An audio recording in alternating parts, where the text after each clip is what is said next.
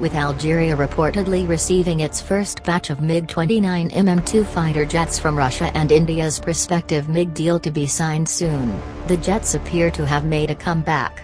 Russia delivered a consignment of MiG-29, identical to Egyptian jets, to the Algerian Air Force. The fighters were delivered in a disassembled state and are now being prepared for their first flights at the Oran Air Base, Minidefense.net reported Monday. The new jets are expected to replace the older MiG-29 S operational in the Air Force's 193rd Fighter Squadron.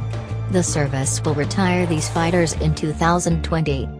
Algeria's Chief of Staff of the Air Force, Major General Hamid Boumaiza revealed that a contract for new 14 MiG-29M M2 and 16 Sukhoi Su-30MKA combat aircraft was signed in Moscow.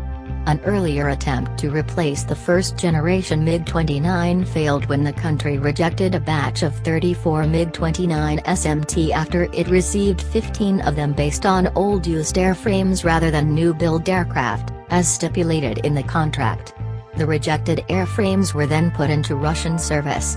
The deal with rejected MiG-29 SMT delivered from a factory in Lukhovitsy and Nizhny Novgorod factory Sokol and the contract termination that followed later nevertheless has had no influence on the relationship between the two countries despite the apparent error made by the Russian party.